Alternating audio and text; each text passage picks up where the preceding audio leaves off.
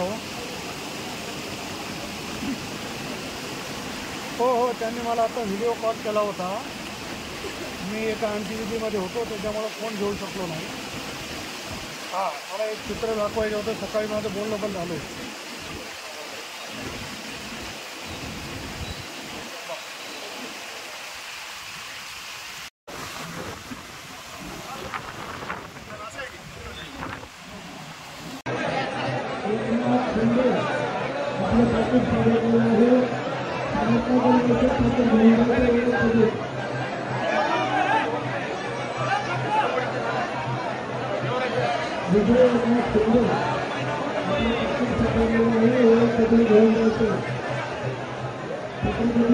Mobile अरे काय यार, याला अर्थ आहे काय? आम्ही काय करतो मग? जप मारते काय मागे मागे?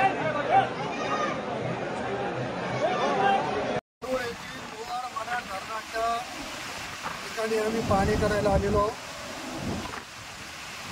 1,11,700 पाणी विसर्ग सुरू आहे।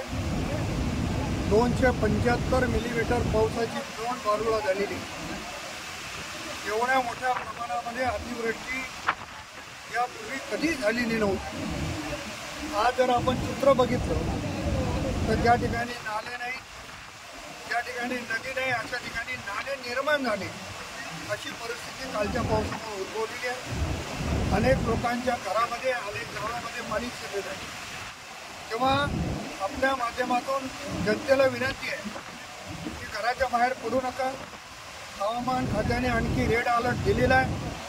त्यामुळं धोक्याची परिस्थिती आहे असं समजून आपण सुरक्षित ठिकाणी राहावं। आज तेलुगूला लोकांना हलवण्यात आलेलं आहे, मुंबारीला हलवण्यात आलेलं आहे, गोव्यामध्ये सिद्धार्थनगरला हलवलं आहे, कलाल नगरच्या लोकांना हलवलेलं आहे।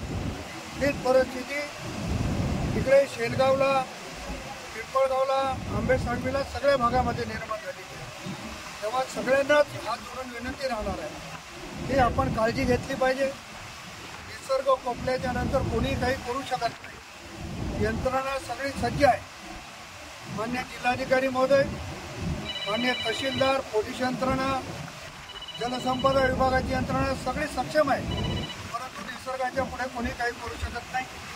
ही सगळी माहिती राज्याचे मुख्यमंत्री आदरणीय फडणवीस साहेब, उपमुख्यमंत्री आदरणीय अजितदादा आणि राज्याचे महसूल मंत्री आदरणीय बावनकुळे साहेबांना दिलेली आहे।